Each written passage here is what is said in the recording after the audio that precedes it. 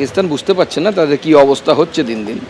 এমনিতে তো ভালের মা ভবানী সেই অবস্থা, তার উপর যুদ্ধ করতে নেমেছে। যুদ্ধ করা তো আর মুখের কথা নয়। এবং ভারতের সেনার প্রত্যুত্তরে একের পর এক এয়ারফিল্ড থেকে শুরু করে সমস্ত কিছু ধ্বংস হচ্ছে পাকিস্তানের। পাকিস্তান এই যুদ্ধ বেশি দিন টানতে পারবে না, সেই জন্য তারা এখন চিৎকার করে বেড়াচ্ছে গোটা বিশ্ব জুড়ে যে বাবা গো বাঁচিয়ে দাও আমাকে। এই যে সংঘর্ষ বিরতিতে রাজি হয়েছে দুই দেশ, সেখানে বলা হচ্ছে বিকেল 5টার পর থেকে আর কোনো রকম সংঘর্ষের পথে দুই দেশ যাবে না, অর্থাৎ এইটা কার্যকর হচ্ছে বিকেল 5টার পর থেকে। আমাদের প্রতিনিধিরা দেশের বিভিন্ন প্রান্তে সীমান্ত বরাবর ছড়িয়ে রয়েছেন। কি পরিস্থিতি গতকালকের থেকে ছবিটা কতটা বদল হয়েছে সেইটা আপনাদের সামনে তুলে ধরার চেষ্টা করব। এটাও বিদেশ সচিব জানিয়েছেন বিকেল 3:35 পাকিস্তানের যিনি ডিজিএমও তিনি ফোন করেছিলেন ভারতের ডিজিএমওকে এবং সংঘর্ষ বিরতির জন্য আবেদন করেন, যাতে সম্মতি প্রকাশ করেছেন ভারতের ডিজিএমও।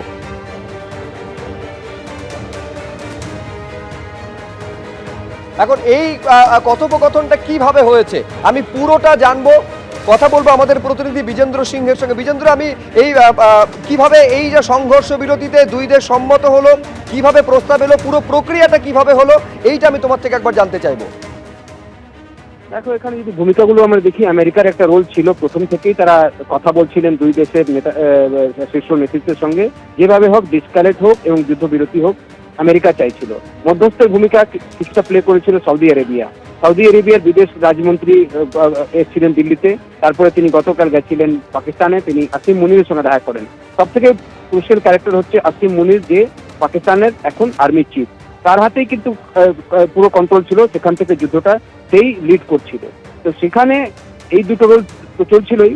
তার মাঝখানে আজকে যখন দুপুরে প্রধানমন্ত্রী তার বাসভবনে 3 সেনা প্রধানকে নিয়ে মিটিং করছিলেন, সেখানে ডিফেন্স মিনিস্টার ছিলেন, এনএসএ ছিলেন, সিডিএস ছিলেন, সেই সময় নেক্সট স্টেপসগুলো ভারত কি নেবে সেটা প্ল্যান করা হচ্ছে। কেন আজকে সকালেই ভারতের তরফ থেকে বলে দেওয়া হয়েছিল যে পাকিস্তান বর্ডারে ফোর্স আরো বাড়াচ্ছে এবং যদি পাকিস্তান আরো কোনো এসকালেটরি অ্যাকশন নেয় সেক্ষেত্রে তার দ্বিগুণ শক্তি থেকে ভারত প্রস্তুত রয়েছে জবাব দেওয়ার জন্য। তার আগে আমরা জানি তাদের 6টি এয়ারবেস অলরেডি গুড়িয়ে দেওয়া হয়েছিল এবং এরপরেই দেখা যায় পাকিস্তানের তরফ থেকে প্রস্তাব আছে 3:30টার সময়, যে সময় প্রধানমন্ত্রী মিটিং করছেন সেই সময় এই প্রস্তাবটা আসে ডিজিএমওর কাছে। তাদের ডিজিএমও ফোন করেন এবং তারা একটা প্রস্তাব দেন কি তারা চাইছেন ডিএসকেলেট করতে। এবং ভারত তো প্রথম দিন থেকে বলছিল যে যদি পাকিস্তান ডিএসকেলেট করে তাহলে তারা আরো এগোবেন না, এটা নিয়ে তারা চাইছেন কি শান্তি থাকুক। যে অ্যাকশন ছিল নেওয়ার টেরর ক্যাম্পগুলোর জন্য সেটা ভারত অলরেডি নিয়ে নিয়েছে। এবং তারপর দুই দেশের মধ্যে ডিজিএমওরা আলোচনা করেন এবং ঠিক হয় যে 5টা থেকে, অর্থাৎ আজকে 5টা থেকে সেটা অলরেডি লাগু হয়ে গেছে, সিজফায়ার লাগু হয়ে যাবে। এবং আমরা দেখলাম কিন্তু তার আগে ডোনাল্ড ট্রাম্প টুইট করে জানিয়ে দিলেন কি দুই দেশ রাজি হয়েছে।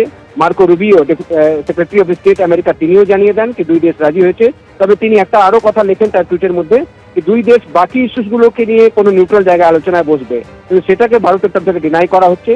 পরে পাকিস্তানের বিদেশমন্ত্রী একই কথা বলেন, ভারতের বিদেশমন্ত্রী থেকেও একই ধরনের কথা বলা হয়, কিন্তু তারা বলেন কোনো অন্য কথা তারা বলবেন না পাকিস্তানের সঙ্গে। এবং এখন যেটা জানা যাচ্ছে শুভ্রজিৎ, কি শুধুমাত্র সিজফায়ার হয়েছে, যুদ্ধবিরতি হয়েছে, কিন্তু জল নিয়ে যে সিদ্ধান্ত নিয়েছে ভারত, সিন্ধু চুক্তি যে বাতিল হয়েছে সেটা ওইভাবেই থাকবে। ডিপ্লোম্যাটিক যে অ্যাকশনগুলো নেওয়া হয়েছে পাকিস্তানের বিরুদ্ধে সেটা ওরমই থাকবে। ফাইন্যান্সিয়াল যে অ্যাকশনগুলো নেওয়া হয়েছে সেটা কিন্তু বহাল থাকবে। আগামী 12 তারিখ 12টার সময় আবার দুই দেশের ডিজিএমও ফোনে কথা বলবেন। অর্থাৎ কূটনৈতিক তরফে যে সমস্ত সিদ্ধান্ত ভারতের তরফে নেওয়া হয়েছে পাকিস্তানের ওপর চাপ বাড়ানোর জন্য, সেটা সিন্ধু জলচুক্তি স্থগিত হতে পারে বা অন্যান্য বিষয় হতে পারে, সেক্ষেত্রে কোনো বদল ঘটছে না।